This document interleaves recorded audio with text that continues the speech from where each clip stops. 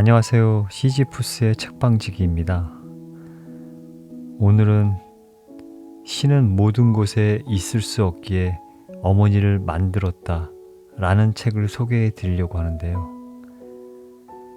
5월은 어버이날이 있는 달이어서 이 시기에 이 책을 소개해 드리면 좋을 것 같다는 생각이 들었습니다. 이 책은 소설가 정채봉님과 시인 유시아님이 우리 사회 유명, 무명 인사분들에게 어머니와 관련된 글을 받아 엮은 책인데요.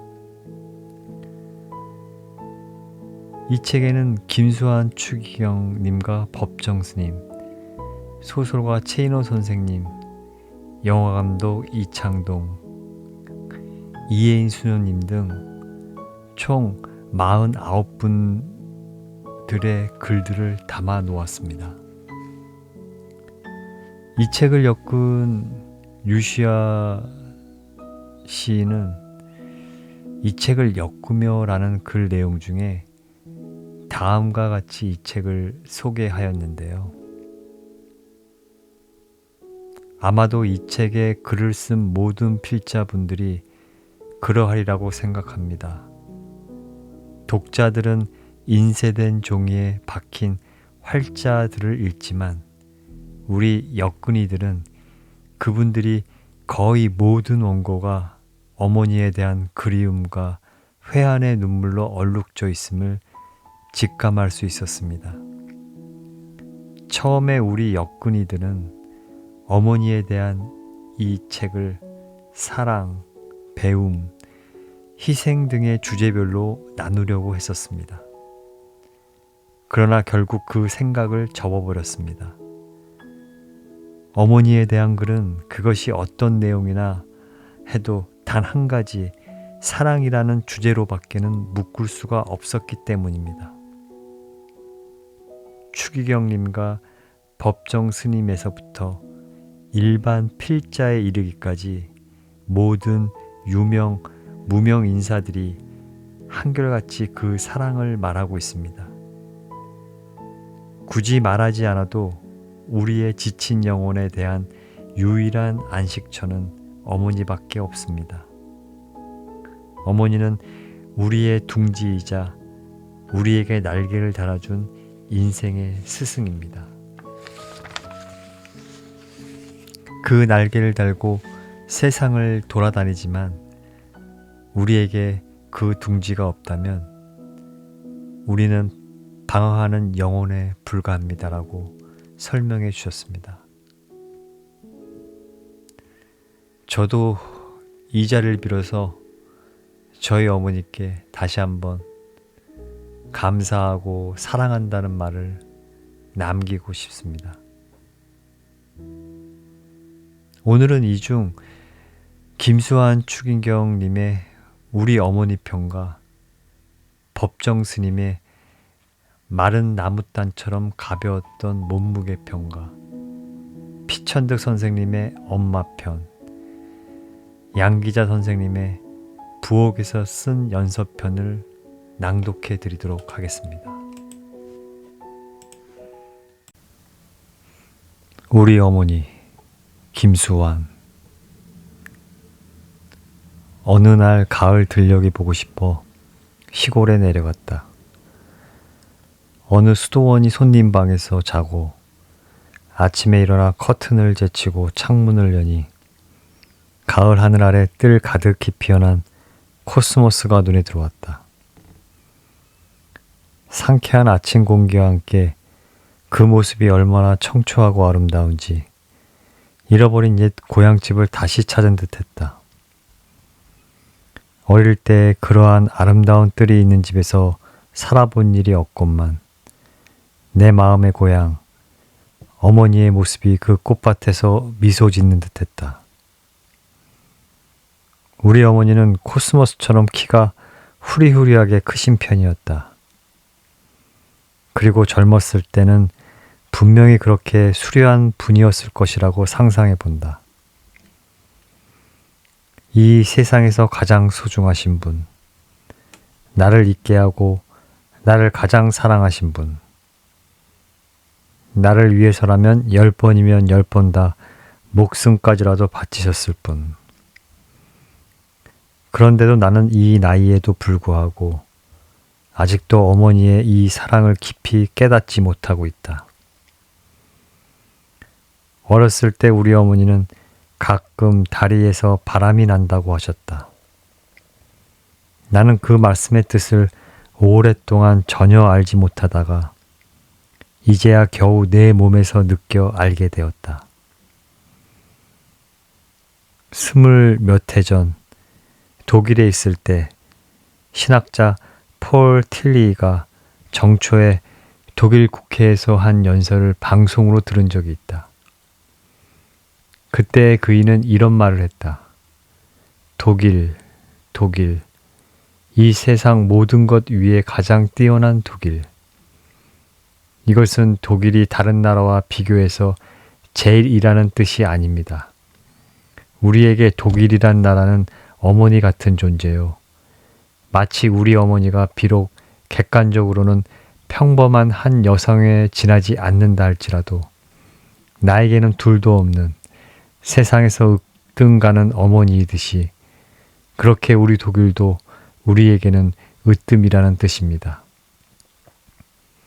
그렇다. 내게도 우리 조국 한국이 으뜸이고 우리 어머니 서중화 여사가 세계에서 으뜸가는 어머니이시다. 서중화 여사. 여기 여사는 내가 우리 어머니에게 처음 붙여보는 칭호이다. 가신 지 30년이 되어가는 우리 어머니는 살아생전에 그런 대접을 받아보신 일이 없다.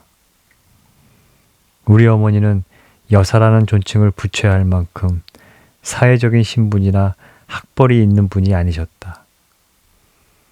우리 어머니는 당신의 이름 석자와 하늘천 따지 정도의 기초 한문과 한글밖에 아시는 것이 없었다. 옹기장사를 하신 우리 아버지와 혼인하신 뒤로 평생을 가난에 쫓겨 여기저기로 이사를 다니며 옹기나 포목을 이고 그것을 파는 것으로서 생활을 해야 했던 고생도 무던히 한 분이셨다. 우리 어머니는 말띠였는데 말띠는 팔자가 세다는 속설대로 팔자가 드셌다면 드셌다고 할 수 있는 한평생을 보내신 분이다. 내 마음에 새겨진 어머니의 영상은 늙으신 모습이다. 이마에 깊이 주름이 잡혀 있고 70년의 풍상을 겪으신 모습이다. 자식들을 위해 당신 자신은 비우고 또 비우신 분. 그러나 위험이 있으시면서도 미소를 잃지 않은 모습이 떠오른다. 어머니는 연세가 많아질수록 얼굴이 더 밝아지시고 미소가 많아지셨던 듯하다. 하루하루의 삶을 믿음 속에 받아들이시고 초탈해지셨기 때문일까? 아니면 당신이 원하신 대로 아들 둘을 모두 신부로 만드시고 뜻을 다 이루셨기 때문일까? 또는 귀여운 손자들 때문이었을까? 우리 어머니에게서는 확실히 여장부의 기질을 엿볼 수가 있었다. 시대를 잘 만나고 공부를 하셨다면 사회적으로 이바지할 수 있는 큰 그릇이 되셨을 소질을 갖춘 분이었다. 그러한 자질과 리더십은 어머니가 언제나 자녀들에게만이 아니라 당신의 친형제, 친척, 이웃에게 두루 베푸는 영향으로 알 수 있었다. 옛날 대구 천주교 신자 사이에서 잘 알려진 이로 서동정이라는 분이 계셨다.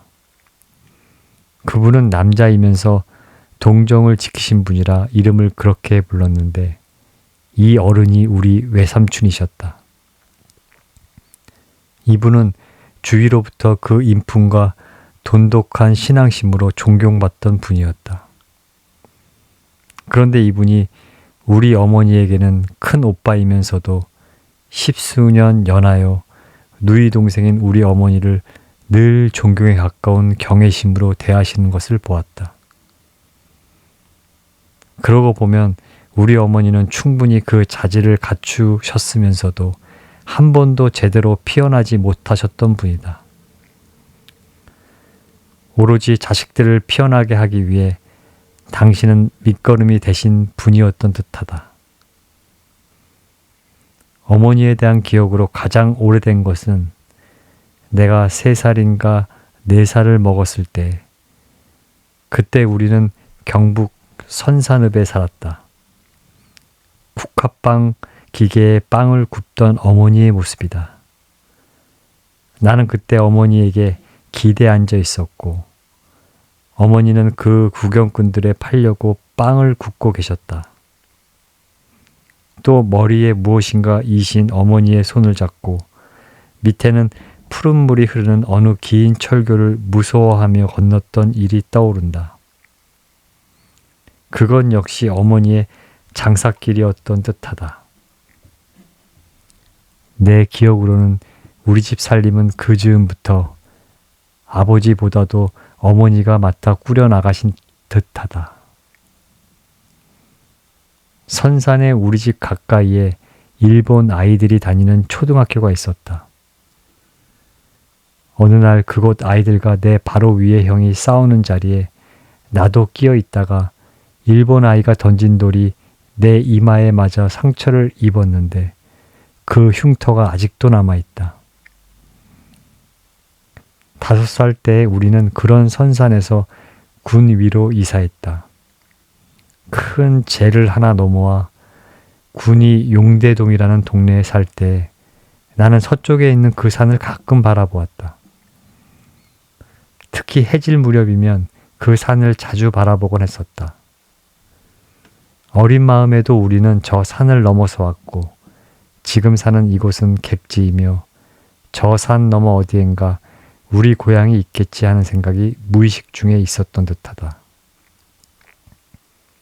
군위에서 살 즈음에는 어머니와 나와 단둘이서만 집에 있을 때가 있었는데 어떤 때는 어머니가 옹기를 팔기 위해 먼 장에 갔다가 오신다는 저녁 시간까지 돌아오시지 않으면 어둑어둑해지는 빈집에 혼자 있기가 너무나 적적하고 또 어머니도 몹시 기다려져 한 길에 나가 어머니가 오실 신장로를 바라보면서 앉아 있었다. 그때 석양에 물든 그 산이 어린 내 마음을 말할 수 없는 향수에 젖게 했다. 나중에 한 일이지만 그 산 너머에 있는 선산도 우리 고향은 아니었다. 우리는 도대체 정확히 어디가 고향이라 해야 좋을지 모른다. 나는 대구에서 태어났으나 어릴 때 자라기는 선산과 군위에서 자랐고 위에 형님과 누님들도 태어난 곳이 같지를 않다. 우리는 모두 8남매였는데 충남 합덕에서 시작해 대구, 칠곡, 김천까지 태어난 곳이 제각기 다르다. 우리 아버지의 고향은 본디 충청남도 연산이지만 천주교도 박해 시대에 거기서 쫓겨나셨고 친척도 아는 이도 전혀 없다. 그러니 거기는 고향이란 정감이 들지 않는다.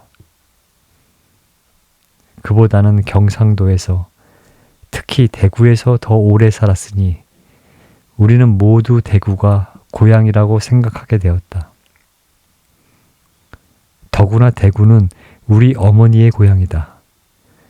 어머니는 달성 서씨로 순수한 대구 분이시다. 나는 8남매의 맨 막내였다. 위 형님과 누님들은 가난과 잦은 이사 때문에 공부를 시키지 못하셨는데 내 바로 위의 형님과 나만은 그런 쪼들림 속에서도 어머니께서 공부를 꼭 시키고 싶어 하셨던 듯하다. 그러므로 그때 군위로 이사해서 살면서 형님과 나는 그곳 초등학교에 들어가게 되었다. 아버지는 내가 그 학교 1학년이었을 적에 돌아가셨다. 그런 탓인지 나는 아버지에 대한 기억이 많이 생각나지 않는다. 아버지는 마음씨가 어진 전형적인 충청도 양반이셨다. 충청도 억양으로 나를 부르셨고 그 때문에 동네 사람들이 아버지 흉내를 냈던 것을 뚜렷하게 기억한다. 이웃 사이의 싸움을 잘 말리시고 바둑이나 장기로 소일하시다가 해수병으로 돌아가셨다. 아주 오래전에 내가 서울 동성학교에 다닐 때 서대문에 사시던 친척 고모님이 나를 보시자 우리 아버지 이름을 부르시며 너는 어쩌면 꼭 내 아버지를 닮았느냐고 하셨다. 그때부터 나는 가끔 아버지 생각이 나면 내 얼굴을 거울에 비춰보기도 한다. 이렇듯 아버지에 대한 내 기억은 아주 적다. 그러나 어머니 기억은 많다. 어머니는 나를 낳고 기르셨을 뿐만 아니라 공부를 시키시고 내가 성직의 길로 가게 하신 분이시기 때문이다. 형님과 내가 군의 초등학교에 다닐 때 한 번은 어머니가 당신 친정이 있는 대구에 다녀오셨다. 짐작컨대 어머니는 거기 계시는 동안에 성당에서 사제서품이 장엄한 예식을 보고 오신 듯하다. 그때 어머니는 깊이 감명을 받으신 모양으로 돌아오시자마자 우리 형제에게 너희는 이 다음에 신부가 되라고 이르셨다. 형님은 그 이듬해에 대구에 있는 신학교 예비과로 옮겼고 2년 뒤에 나도 그리 가게 되었는데 형님은 기쁘게 갔으나 나는 그러지를 않았다. 어머니의 영을 따라갔을 뿐이다.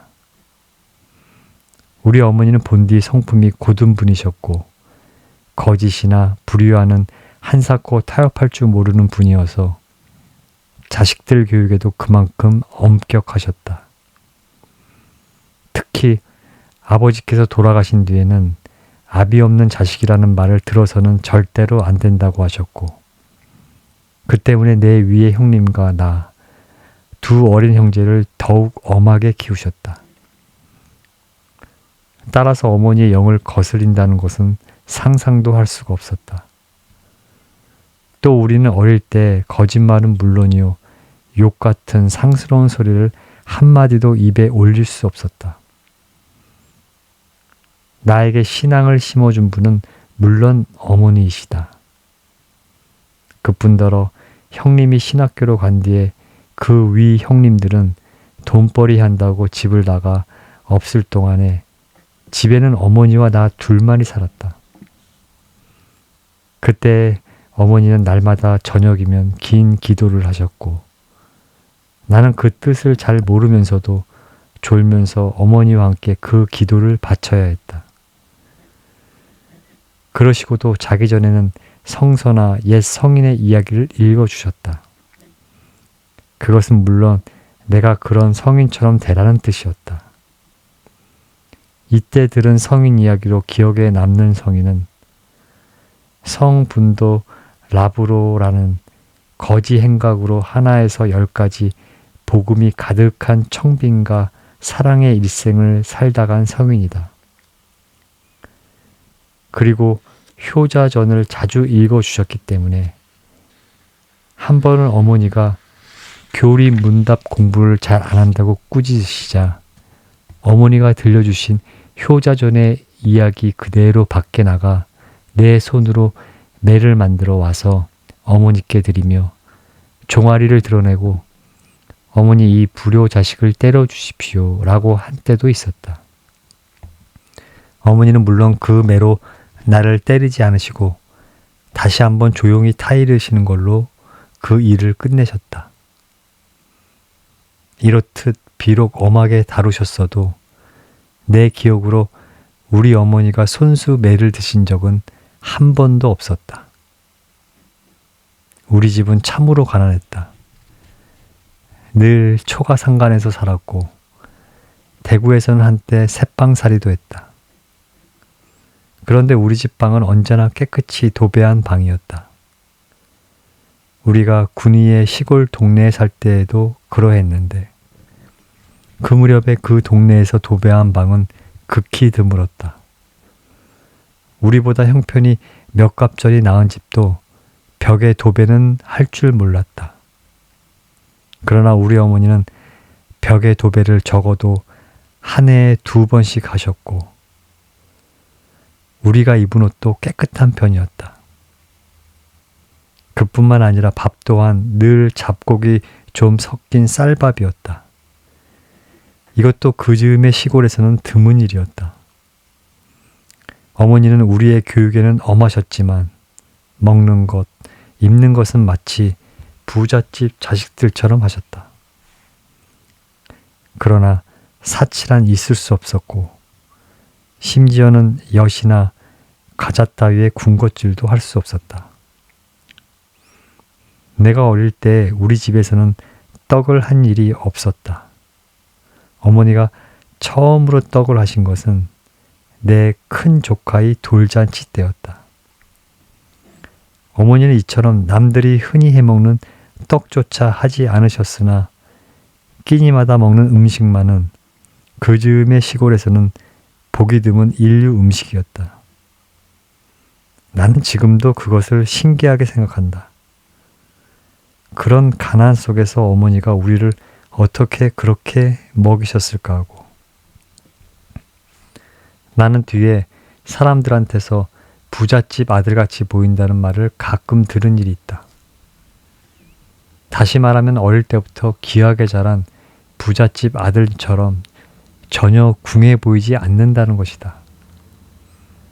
이것은 가난한 우리 집 환경으로서는 상상하기 힘든 일이다.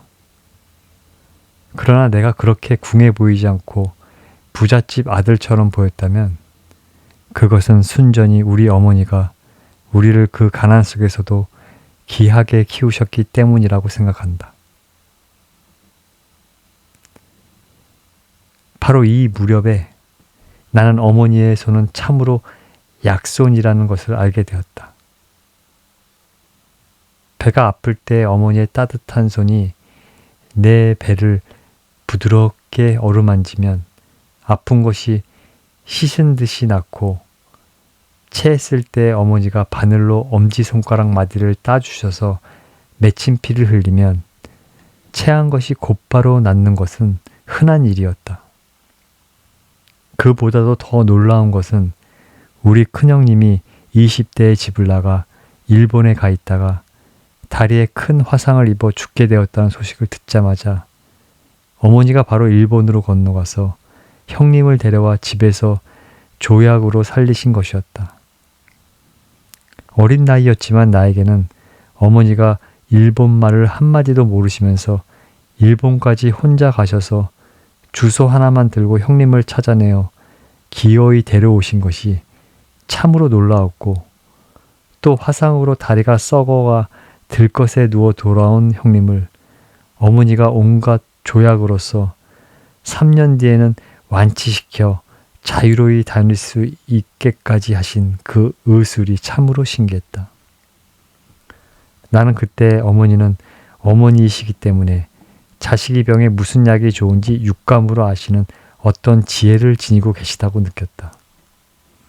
이렇게 다리가 나은 형님은 다시 집을 나가 이번에는 만주로 가버렸다. 처음에는 편지도 몇 번 있었으나 나중에는 소식이 끊기고 말았다. 우리 어머니는 다시 이 아들을 찾으러 3번이나 만주에 가셨고 간도의 영길, 용정을 비롯해 멀리 하얼빈까지 찾아가 보셨다. 어머니는 당신이 직업처럼 되어버린 포목을 이고 다니며 파시는 것으로 이 여행을 하셨다. 3번 다 아들을 찾지는 못하셨다. 3번째는 하얼빈역에서 꼭 아들처럼 보이는 사람이 있어서 뒤에서 큰 소리로 불렀더니 그 사람은 한 번 돌아보곤 그냥 사람들 속으로 사라졌다는 것이다. 우리는 늘 이 이야기를 들을 때마다 가슴이 아팠고 그럴 리가 있겠습니까? 그 사람이 형님이 아니었겠지요 라고 하면 어머니는 아니다. 어미의 눈은 못 속인다고 하셨다. 나는 가끔 우리 어머니를 떠올리면 아들을 찾아 3번씩이나 저 황량한 만주벌판을 가신 어머니 생각을 아니할 수 없다. 나는 옛날에 어떤 이탈리아 소년이 어머니를 찾아 멀리 남미 부에노스 아이레스까지 가는 눈물겨운 이야기를 읽은 적이 있다. 이에 못지않게 자식을 찾아서 일본으로, 만주로, 그것도 3번씩이나 가신 어머니 생각을 하면 말할 수 없이 가슴이 찡해옴을 느낀다. 어머니의 사랑은 참으로 크다. 그것은 잃은 양 한 마리를 찾아서 산과 들을 헤매는 착한 목자의 사랑과 다를 바가 없다. 사실 나는 어머니의 크나큰 사랑을 보면서 사랑 그 자체이신 하느님의 사랑은 얼마나 더 크겠는가 상상해 본다. 어머니의 공고를 거절할 수 없어서 신학교에 들어간 나는 예비과와 서울 동성학교 그리고 일본 상지대학을 거쳐 대신 학교를 다닌 동안에 여러 번 신부가 되기 싫은 마음이 들었다. 그럼에도 마침내 신부가 된 것은 물론 첫째로는 하느님의 부르심이 있어서였겠지만 어머니가 하신 기도의 힘이 더욱더 컸다고 본다. 대구에서 우리 어머니를 아는 이는 날마다 성당에서 또 대구 주교관 옆에 있는 성모 동굴 앞에서 기도하신 우리 어머니 모습을 기억할 것이다.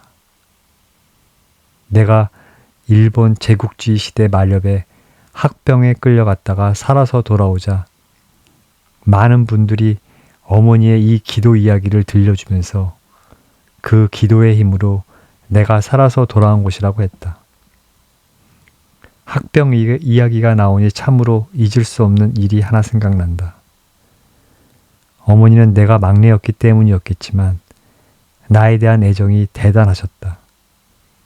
그런데 자식이랑 크면서 어머니의 품을 좀 떠나고도 싶어 하는 것이다. 이런 까닭으로 나는 가끔 갈등을 느꼈다. 다시 말하면 어머니가 나를 너무 사랑하시는 듯해서 그게 싫어졌고 어머니한테서 해방되고 싶은 생각마저 가졌다.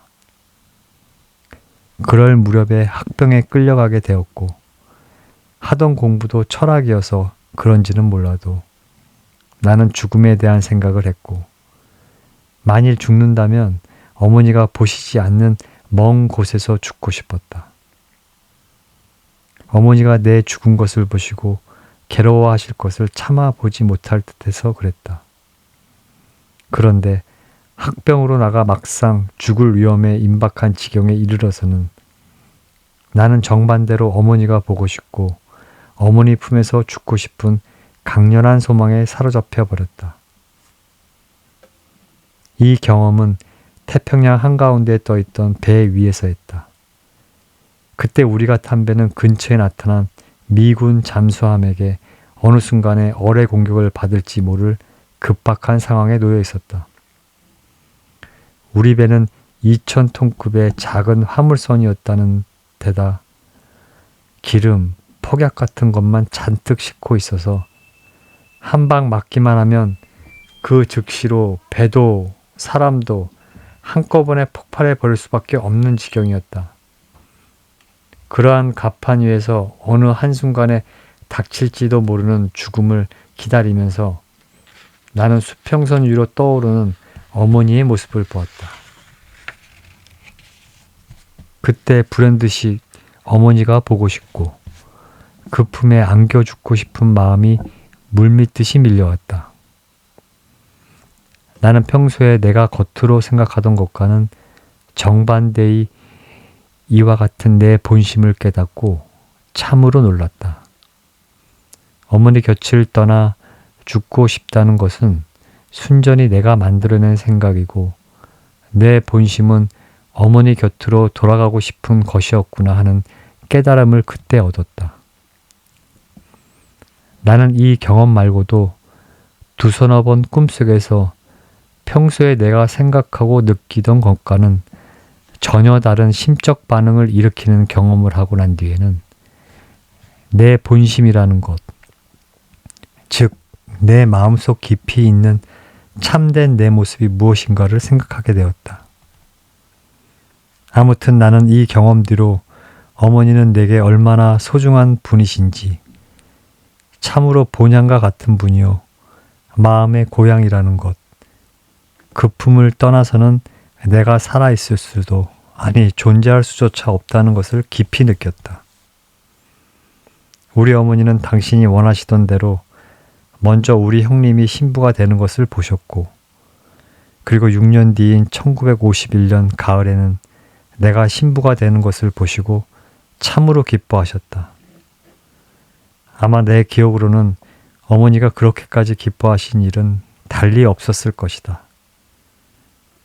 어머니는 말씀을 하지 않으셨지만 이날을 위해 얼마나 긴 세월을 기도 속에 기다리며 사셨는지 모를 일이다.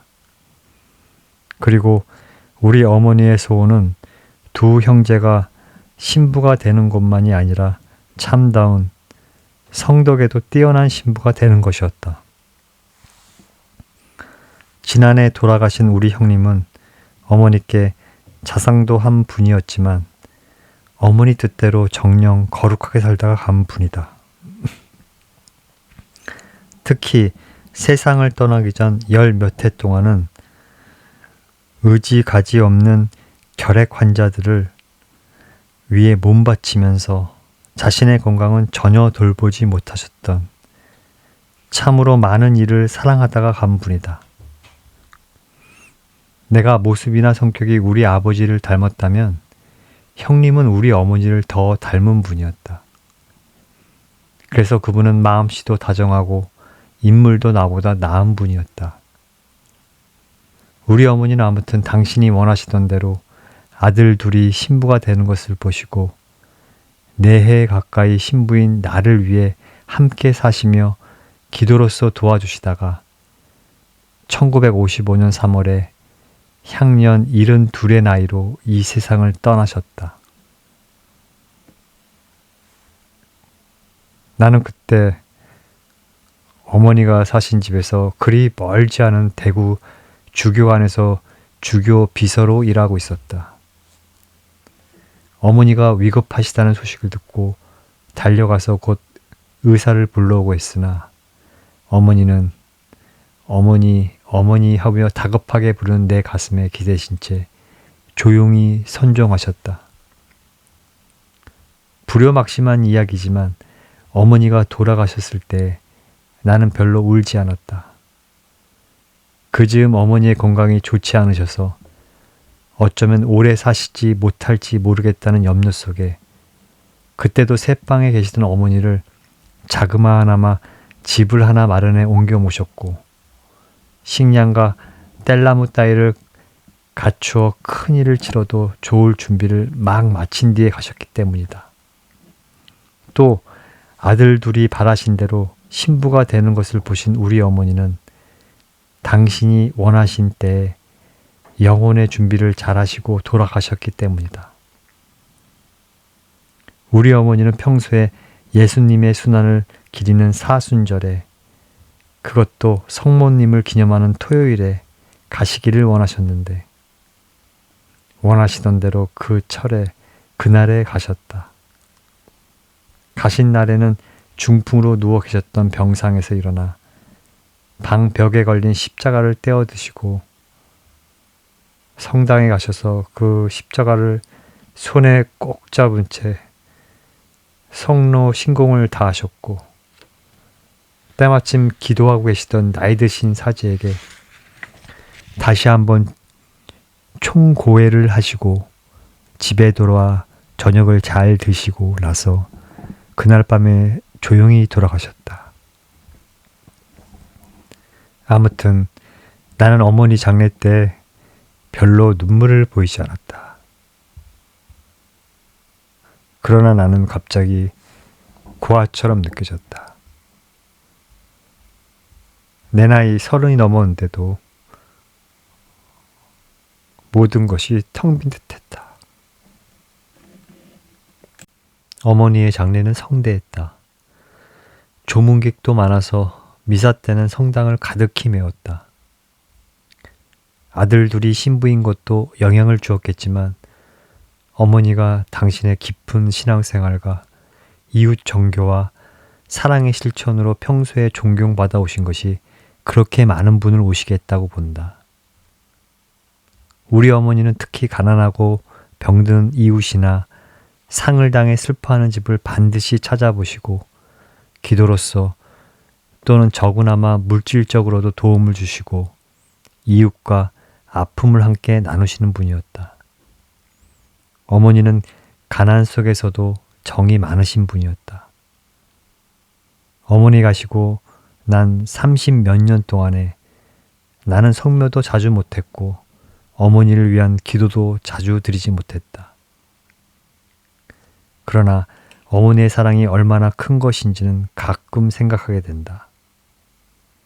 나는 고린도전서 13장이 사랑의 창가를 좋아하는데 이 세상에서 그 완전한 사랑에 가장 가까운 것이 어머니의 사랑, 우리 어머니의 사랑이라고 생각한다.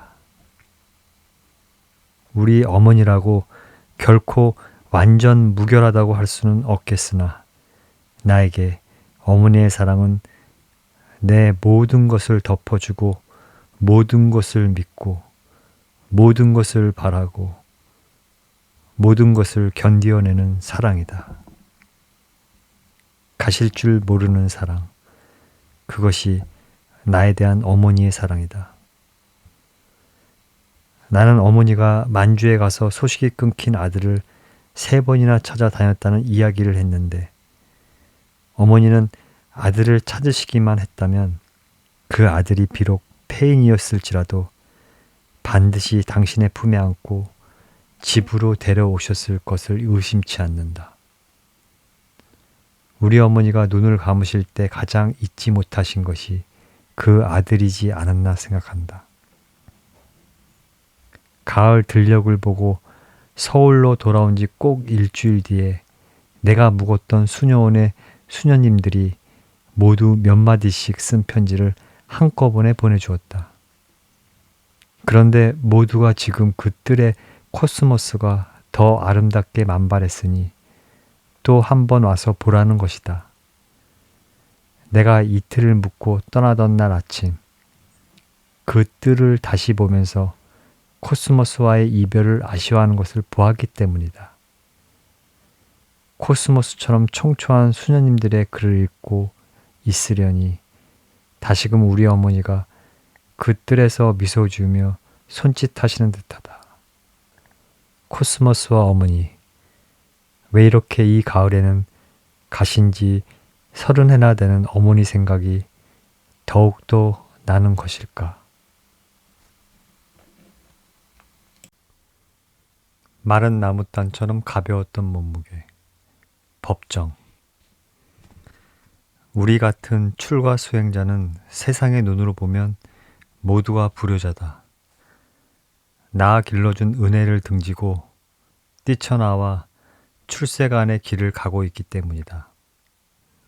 그해 겨울 쌀락눈이 내리던 어느 날 나는 집을 나와 북쪽으로 길을 떠났다. 골목길을 빠져나오기 전에 마지막으로 뒤돌아본 집에는 어머니가 홀로 계셨다.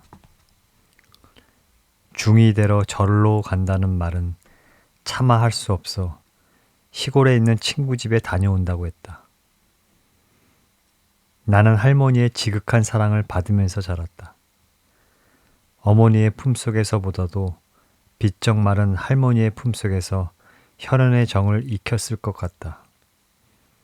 그렇기 때문에 내 입산 출가의 소식을 전해 듣고 어머니보다 할머니가 더욱 가슴 아파했을 것이다.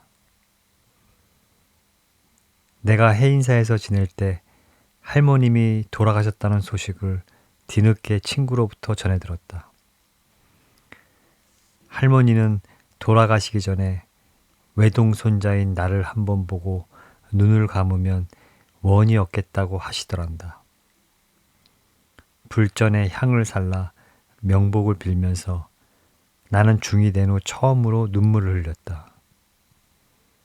내가 어린 시절을 구김살 없이 자랄 수 있었던 것은 할머니의 지극한 사랑 덕이다. 내게 문학적인 소양이 있다면 할머니의 800에 위에서 소금 장수를 비롯한 옛날 이야기를 많이 들으면서 자란 덕일 것이다.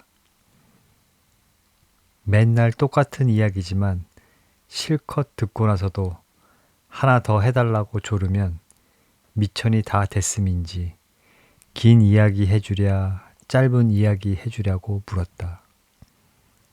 긴 이야기라고 하면 긴 간짓대로 끝을 냈다. 간짓대란 바지랑대의 호남 사투리다.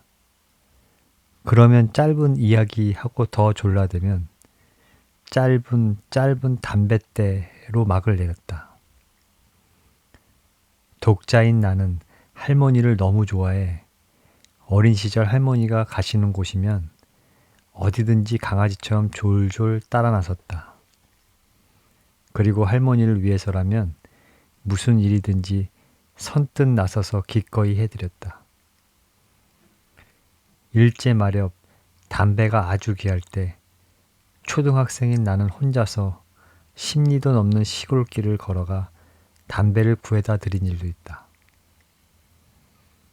내가 8살에 초등학교에 입학할 때 할머니를 따라 옷가게에 옷을 사러 갔는데 그 가게에서는 덤으로 경품을 뽑도록 했다. 내 생애에서 처음으로 뽑은 경품은 원고지 한 묶음이었다. 운이 좋으면 사발시계도 탈 수 있었는데 한 묶음의 종이를 들고 아쉬워했었다.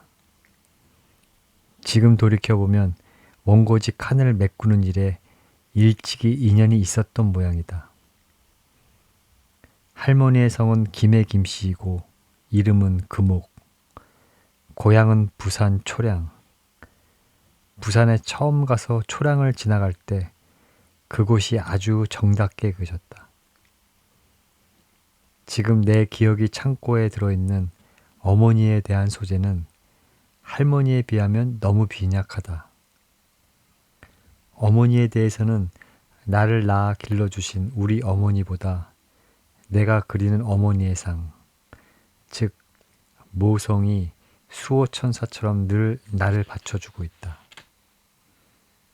한 사람의 어진 어머니는 100사람이 교사에 견줄 만하다는데 지당한 말씀이다. 한 인간이 형성되기까지에는 그 그늘에 어머니의 사랑과 희생이 따라야 한다. 맹자의 어머니가 자식의 교육을 위해 집을 3번이나 옮겨 다녔다는 고사도 어머니의 슬기로움을 말해주고 있다. 레오 버스카글리아는 자기 어머니에 대해서 이런 말을 한다. 그의 아버지가 사업에 실패하여 이제는 어쩔 도리 없이 식구들은 거지가 될 형편이었다. 그런데 그날 저녁 잔칫날처럼 푸짐하게 차려놓은 식탁을 보고 식구들은 깜짝 놀란다.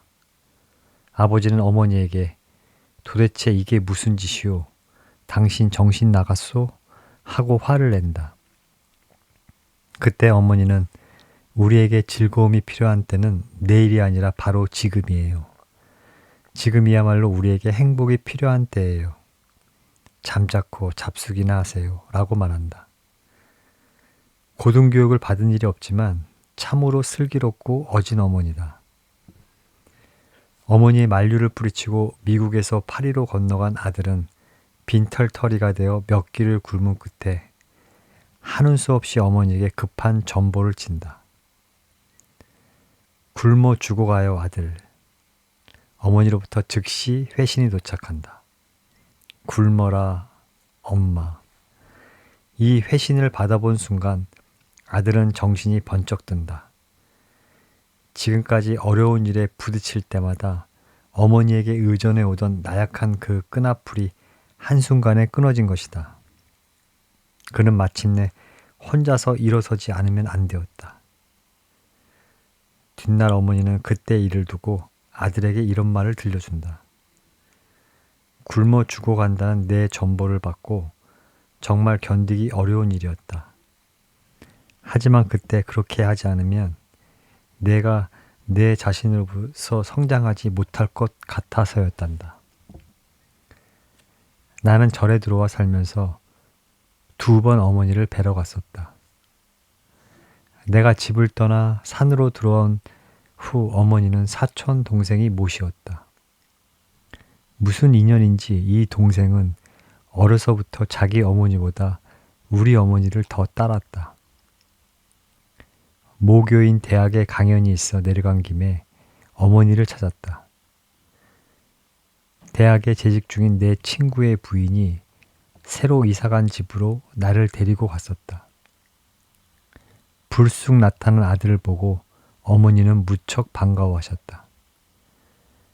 점심을 먹고 떠나오는데 골목 밖까지 따라 나오면서 내 손에 꼬깃꼬깃 접어진 돈을 쥐어주었다. 제멋대로 큰 아들이지만 용돈을 주고 싶은 모종에서였으리라. 나는 그 돈을 함부로 쓸 수가 없어 오랫동안 간직하다가 절이 불사에 어머니의 이름으로 시주를 했다. 2번째는 어머니가 많이 편찮으시다는 소식을 듣고 서울로 가는 길에 대전에 들러 만나 뵈었다. 동생의 직장이 대전으로 옮겼기 때문이다. 그때는 많이 쇠약해 있었다. 나를 보시더니 전에 없이 눈물을 지으셨다. 이때가 이승에서 모자간의 마지막 상봉이었다. 어머니가 아무 예고도 없이 내 거처로 불쑥 찾아오신 것은 단 한 번뿐이었다. 강주에서 사실 때인데 고모네 딸을 앞세우고 불이람까지 올라오신 것이다. 내 손으로 밥을 짓고 그 국을 끓여 점심상을 차려드렸다. 혼자 사는 아들이 음식 솜씨를 대견스럽게 여기셨다. 그날로 산을 내려가셨는데 마침 비가 내린뒤라 개울물이 불어 노인이 징검다리를 건너기가 위태로웠다. 나는 바짓가랑이를 걷어 올리고 어머니를 등에 업고 개울을 건넜다. 등에 업힌 어머니가 바짝 마른 소리단처럼 너무나 가벼워 마음이 몹시 아팠었다. 그 가벼움이 어머니의 실체를 두고두고 생각해 했다. 어느 해 겨울 어머니가 돌아가셨다는 소식을 듣는 순간 이제는 내 생명의 뿌리가 꺾였구나 하는 생각이 문득 들었다. 지금이라면 지체 없이 달려갔겠지만 그 시절은 혼자서도 결제를 철저히 지키던 때라 서울에 있는 아는 스님에게 부탁하여 나 대신 장례에 참석하도록 했다. 49제는 결제가 끝난 후라 참석할 수 있었다. 영단에 올려진 사진을 보니 눈물이 주체할 수 없이 흘러내렸다. 나는 친어머니에게는 자식으로서 효행을 못했기 때문에 어머니들이 모이는 집회가 있을 때면 어머니를 대하는 심정으로 그 모임에 나간다. 길상회의 나로서는 파격적일 만큼 4년 남짓 꾸준히 나간 것도 어머니에 대한 불효를 보상하기 위해서인지 모르겠다. 나는 이 나이, 이 처지인데도 인자하고 슬기로운 모성 앞에서는 반쯤 기대고 싶은 그런 생각이 들 때가 있다. 어머니는 우리 생명의 언덕이고 뿌리이기 때문에 기대고 싶은 것인가. 엄마, 피천득. 마당으로 뛰어내려와 안고 들어갈 텐데 웬일인지 엄마의 얼굴은 보이지 않았다. 또 숨었구나.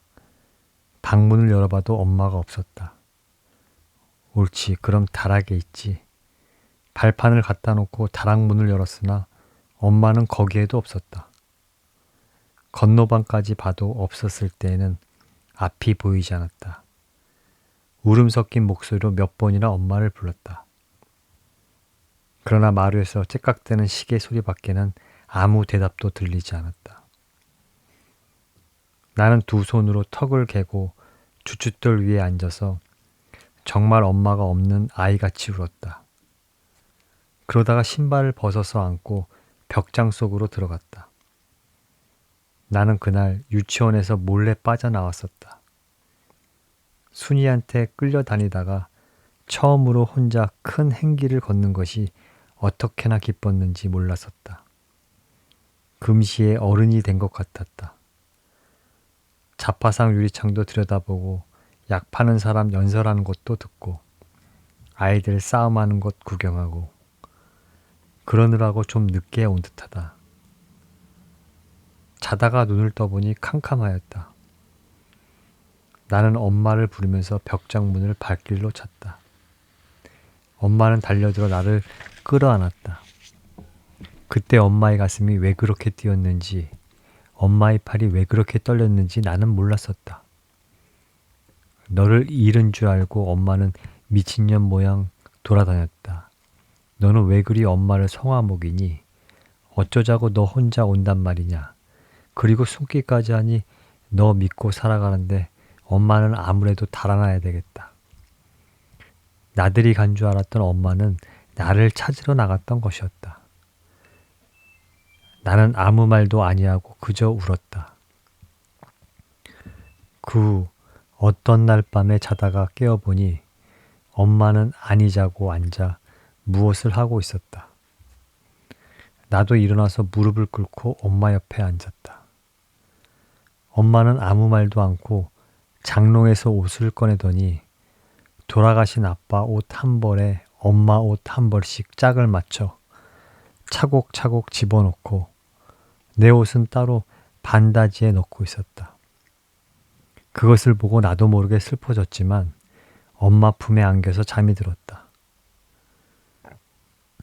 그 후 얼마 안 가서 엄마는 아빠를 따라가고 말았다.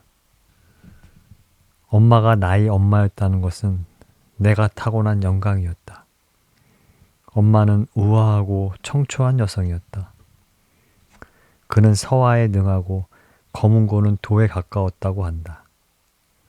내 기억으로는 그는 나에게나 남에게나 거짓말한 일이 없고 거만하거나 비겁하거나 몰인정한 적이 없었다. 내게 좋은 점이 있다면 엄마한테서 받은 것이요. 내가 많은 결점을 지닌 것은 엄마를 일찍 잃어버려 그의 사랑 속에서 자라나지 못한 때문이다. 엄마는 아빠가 세상을 떠난 후 비단이나 고운 색깔을 몸에 대신 일이 없었다. 분을 바르신 일도 없었다. 사람들이 자기 보고 아름답다고 하면 엄마는 죽은 아빠에게 미안한 생각이 들었을 것이다. 여름이면 모시, 겨울이면 옥양목. 그의 생활은 모시같이 섬세하고 깔끔하며 옥양목같이 깨끗하고 차가웠다. 황진이처럼 멋있던 그는 죽은 남편을 위해 기도와 고행으로 살아가려고 했다. 폭포 같은 마음을 지닌 채 호수같이 살려고 애를 쓰다가 바다로 가고야 말았다. 엄마가 이 세상에서 마지막으로 한 말은 내 이름을 부른 것이었다. 나는 그 후 외지로 돌아다니느라고 엄마의 무덤까지 잃어버렸다. 다행히 그의 사진이 지금 내 책상 위에 놓여 있다. 30대의 세상을 떠난 그는 언제나 젊고 아름답다. 내가 새 한 마리 죽이지 않고 살아온 것은 엄마의 자유로운 마음이요. 햇빛 속에 웃는 나의 미소는 엄마한테서 배운 웃음이다. 나는 엄마 아들답지 않은 때가 많으나 그래도 엄마의 아들이다. 나는 엄마 같은 애인이 갖고 싶었다. 엄마 같은 아내를 얻고 싶었다. 이제 와서는 서영이가 아빠의 엄마 같은 여성이 되기를 바랄 뿐이다. 그리고 또 하나 나의 간절한 희망은 엄마의 아들로 다시 태어나는 것이다. 꼭꼭 숨어라 머리카락 보인다. 엄마와 나는 술래잡기를 잘하였다. 그럴 때면 나는 엄마를 금방 찾아냈다. 나는 다락 속에 있는데 엄마는 이 방 저 방 찾아다녔다. 다락을 열고 들여다보고서도 여기도 없네 하고 그냥 가버렸다. 광해도 가보고 장독디도 들여다보는 것이 아닌가. 하도 답답해서 소리를 내면 그제야 겨우 찾아냈다. 엄마가 왜 나를 금방 찾아내지 못했는지 나는 몰랐다. 엄마와 나는 구슬치기도 했다. 그렇게 착하던 엄마도 구슬치기를 할 때는 아주 떼쟁이였다.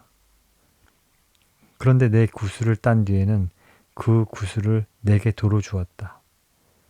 왜 구슬들을 내게 도로 주는지 나는 몰랐다. 한 번은 글방에서 몰래 도망왔다. 너무 이른 것 같아서 행기를 좀 돌아다니다가 집에 돌아왔다. 내 생각으로는 그만하면 상당히 시간이 지난 것 같았다. 그런데 집에 들어서자 엄마는 왜 이렇게 일찍 왔느냐고 물었다. 어물어물했더니 엄마는 회초리로 종아리를 막 때렸다. 나는 한나절이나 울다가 잠이 들었다. 자다 눈을 뜨니 엄마는 내 종아리를 만지면서 울고 있었다. 왜 엄마가 우는지 나는 몰랐다. 나는 글방에 가기 전부터 추상화를 그렸다. 엄마는 그 그림에 틀을 만들어서 벽에 붙여놓았다. 아직 우리나라에는 추상화가 없을 때라 우리 집에 오는 손님들은 아마 우리 엄마가 좀 돌았다고 생각하였을 것이다. 엄마는 새로 지은 옷은 내게 입혀보는 것을 참 기뻐하였다. 옷 입히는 동안 내가 몸을 가만두지 않는다고 야단이었다. 작년에 접어놓았던 것을 다 내어도 길이가 작다고 좋아했다. 그런데 내 키가 지금도 작은 것은 참 미안한 일이다. 밤이면 엄마는 나를 데리고 마당에 내려가 별 많은 하늘을 쳐다보았다. 북두칠성을 찾아 북극성을 가르쳐 주었다. 은하수는 별들이 모인 것이라고 일러주었다. 나는 그때 그것을 이해할 수가 없었다. 불행히 천문학자는 되지 못했지만 나는 그 후부터 하늘을 쳐다보는 버릇이 생겼다. 엄마는 나에게 어린 왕자 이야기를 해주었다. 나는 왕자를 부러워하지 않았다. 전복을 입고 복곤을 쓰고 다니던 내가 왕자 같다고 생각해서가 아니라 왕자의 엄마인 황후보다 우리 엄마가 더 예쁘다고 믿었기 때문이다. 그렇게 예쁜 엄마가 나를 두고 달아날까봐 나는 가끔 걱정스러웠다. 어떤 때는 엄마가 나의 정말 엄마가 아닌가 걱정스러운 때도 있었다. 엄마가 나를 버리고 달아나면 어쩌느냐고 물어보았다. 그때 엄마는 3번이나 고개를 흔들었다. 그렇게 영영 가버릴 것을 왜 3번이나 고개를 흔들었는지 지금도 나는 알 수가 없다. 부엌에서 쓴 연서, 양기자. 지금도 그 소리가 생각난다. 반들반들하게 윤이 나는 새까만 무쇠솥. 아궁이에선 이미 수치되어 버린 장작이 마지막 열기를 은은하게 내뿜는 중이고 뚜껑이 동그란 손잡이 위에는 하얀 행주가 감겨져 있다.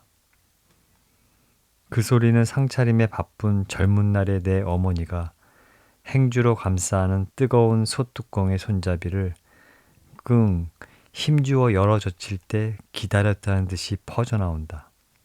작 이었을까 아니면 쩍 이었을까. 뜸 잘 들은 밥솥을 열었을 때 구수한 밥 냄새와 함께 들려오던 그 소리가 어린 나에게는 그렇게도 신기했었다. 그래서 걸그적거리니까 나가 놀라는 어머니의 잦은 지청구에도 불구하고 나는 아궁이 앞에 쪼그리고 앉아 밥솥이 열리는 그 순간을 기다리고 또 기다리곤 했다. 그 무거운 솥뚜껑을 밀어 올리면 조금씩 흘러내리던 하얀 밤물, 잦아드는 아궁이 장작불 하나를 꺼내어 석쇠를 얹어 놓던 어머니, 기름을 뚝뚝 떨어뜨리며 익어가던 석쇠 위에 자잘한 꽁치들. 석쇠 위에 꽁치를 뒤집어 놓고 나면 어머니는 마침내 무쇠솥을 열고 밥을 푸는 것이었다. 그리고 그 소리, 작인 듯도 하고 쩍인 듯도 한 그 소리. 밥솥 열리는 소리 하나만 떠올리면 그 시절 그 부엌의 모든 풍경도 저절로 기억 속에서 하나둘 차례대로 밀려 나온다. 7이거나 8살이었을 나.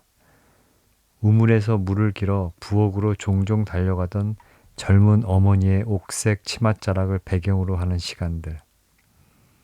그 무렵은 집집마다 장작 아궁이 대신 연탄 아궁이로 밥을 짓고 온돌도 덮이던 때였다. 그러나 어느 집이든 길이 잘 들은 무쇠솥 하나를 시멘트로 푹 박아 놓은 장작 아궁이 하나는 꼭 남겨놓고 있었다. 우리 집도 예외는 아니었다. 어머니는 당신의 그 많은 자식과 하숙생 서너 그리고 언제라도 두옷은 대기하고 있는 군 식구들의 아침 저녁밥을 꼭 무쇠솥으로 지었다. 그 대식구의 군것질감으로 쪄내는 감자나 고구마도 무쇠솥에 장작불을 지펴서 익혔다. 어머니의 행주질에 반짝반짝 윤이 흐르던 무쇠솥에 밥을 먹으며 나는 유년 시절을 보냈다. 그 부엌에는 큰 방과 부엌방으로 통하는 문이 2개 달려 있었다. 어머니가 밥을 푸기 시작하면 나는 방으로 달려가서 두리반상을 펼쳤다. 그리고 쉴 새 없이 퍼올리는 밥주발을 받아 상으로 날랐다. 국 대접도 반찬을 담은 접시도 그렇게 날라다 상 위에 얹었다. 그때쯤이면 배가 고픈 오빠들 중에 누군가가 수저통에서 숟가락과 젓가락을 골라내어 뚜벅뚜벅 상을 차리곤 했다. 솥에 남은 밥을 퍼담은 커다란 양푼과 숭늉이 들어있는 주전자가 들어오면 그것이 끝이었다. 더 이상은 부엌에서 방으로 날라야 할 것이 없다는 신호가 그것이었다. 밥이 모자라는 사람들은 양푼밥을 덜어 배를 채우면 되었고 나머지 사람들은 뜨거운 숭늉을 후후 불어 마시는 것으로 입가심을 하고 큰 방을 나갔다. 그러나 그때까지도 내 어머니는 부엌에서 나올 수가 없었다. 큰 방에 두리반상을 차린 것만으로 어머니의 일이 끝나는 게 아니었다. 그러기는커녕 보다 더 중요한 상 차리기가 그때부터 어머니를 기다리고 있는 것이었다. 우선 어머니는 뒷방의 하숙생들을 위한 밥상을 새로 봐야 했다. 자식들과 군 식구들의 밥을 먹는 두리반상과는 아무래도 질적으로 차이가 나는 밥상이었다. 석쇠에서는 꽁치 대신 갈치가 지글지글 익어가고 뚝배기에서 보글보글 끓고 있는 노란 달걀찜도 하숙생들을 위한 특별 메뉴였다. 반찬들이 다 만들어지면 어머니는 부뚜막 한편 따뜻한 곳에 얌전히 모셔두었던 밥주발들을 상위에 얹어서 뒷방으로 내갔다. 그렇다고 하숙생들 밥상이 어머니의 가장 중요한 상차리인 것은 결코 아니었다. 진짜 중요한 우리 어머니의 부엌일은 바로 지금부터였다. 먼저 미리 씻어 놓았던 쌀을 앙증맞은 차돌솥에다 앉혔다. 차돌솥의 쌀은 정확히 1인분의 양이었고 그 쌀은 어머니가 미리 만들어 놓은 풍로의 숯불에서 너무 더디지도 너무 이르지도 않게 자르르 윤기 흐르는 밥으로 익어갔다. 그런 다음 어머니는 새로 받은 뜨물에다 조갯살을 넣은 아욱된장국을 끓이거나 잘게 다진 쇠고기를 넣고 무채 송송 채 썰어서 쇠고기국을 끓이거나 했다. 무슨 국을 끓이든 그 국 또한 정확히 1인분이어서 오래 걸리지는 않았다.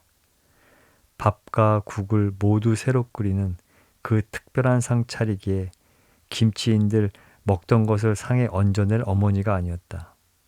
겨울이면 마당까지 나가 묻어둔 김장김치를 속에서 꺼내왔고, 여름이나 가을이면 우물에 담가놓은 김치통에서 반드시 새로 한 포기 덜어내 가운데 토막으로만 접시에 담았다. 나물도 상에 올리기 전에 참기름 한 방울이라도 더 넣어서 놓았고, 두리반상의 꽁치, 하숙생 밥상의 갈치에 이어 이 특별한 상에 오를 꼬독꼬독 잘 마른 알벤 조기가 한 마리 석쇠에서 노릿노릿 익어가는 것이었다. 어머니가 심혈을 기울여 차려내는 이 특별한 밥상의 주인은 나의 큰 오빠였다. 일찍 세상을 뜬 아버지 대신 7 형제의 생계를 짊어진 젊고 잘생긴 큰아들을 위한 이 특별한 밥상은 말하자면 큰아들에게로 보내는 어머니의 사랑의 편지 같은 것이었다.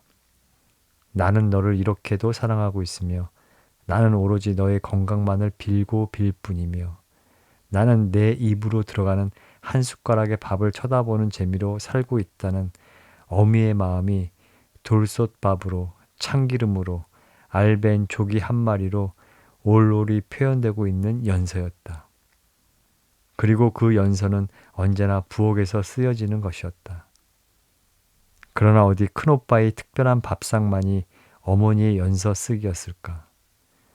어머니는 두리반상에 얹어 놓을 밥과 반찬에도 형편이 닿는 한 몸을 아끼지 않으며 사랑을 담았고, 자식들의 공책값을 충당케 해주는 하숙생들의 밥상에도 할 수 있는 한은 사랑을 담았다. 그리고 맨 나중에 어머니는 인생의 슬픔과 기쁨, 그리고 삶의 희망과 절망을 같이 나누는 큰아들의 밥상을 차리면서 사랑의 연서 쓰기를 완성시켰을 것이었다. 어머니는 이제는 70도 중반을 넘어서 너무 많이 늙어버린 내 어머니는 그렇게 평생을 부엌에서 사랑의 연서 쓰기로 젊음의 시간을 다 보내셨다. 그래서 나는 지금도 밥솥을 열면 들리곤 하는 짝 혹은 쩍 하는 그 소리를 귀에 담을 때마다 젊은 날의 내 어머니를 먼저 떠올린다. 그리고 생각한다. 내 어머니에게 있어서 부엌은 날이면 날마다 간절한 연서를 쓰게 만들었던 공간이라고. 부엌이란 여자에게 그런 공간일 것이라고.